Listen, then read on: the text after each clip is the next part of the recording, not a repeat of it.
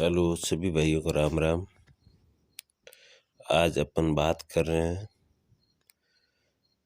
हिंदुस्तान के शहंशाह अकबर और नवरत्नों में से एक रत्न बीरबल की। तो अकबर के 9 रत्न थे, उनमें से नंबर 1 का रत्न था, वो था बीरबल।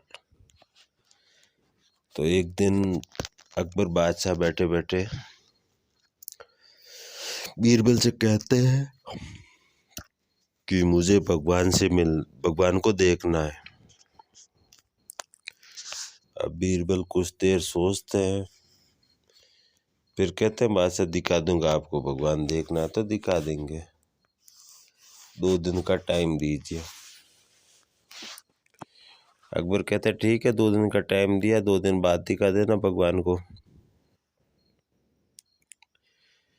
2 दिन बाद जो इस सभा जमी हुई होती है उसमें बीरबल कहते हैं कि आपने भगवान के दर्शन करने के लिए कहा है, तो आज मैं ज़रूर आपको भगवान के दर्शन कराऊंगा।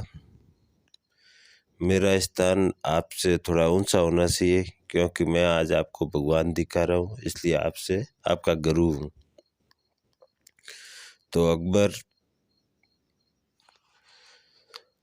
बीरबल का आसन अपने से थोड़ा बड़ा बनाने को कहते हैं अपने मंत्रियों को, और वो जैसे ही आसन बीरबल के लिए तैयार होता है तो बीरबल आदेश देते हैं, एक कटोरी में दूध लेके आओ।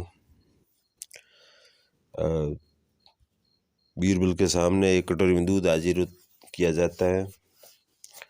बीरबल अकबर से पूछते हैं कि इस कटोरी में क्या है। अकबर कहते हैं इसमें दूध है, और क्या है, दूध के अंदर क्या है, दूध में तो घी है, निकलेगा, और क्या है। अकबर बोलते हैं तो घी दिख नहीं रहा है।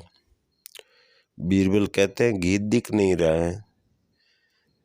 तो अकबर कहते हैं घी देखने के लिए पहले इसको गर्म करना पड़ेगा, फिर दूध को दही जमाना पड़ेगा, उसके बाद दही को मथना पड़ेगा, उसके बाद मक्खन निकलेगा, मक्खन को गर्म करना पड़ेगा, उसके बाद घी निकलेगा, तब घी के दर्शन होंगे।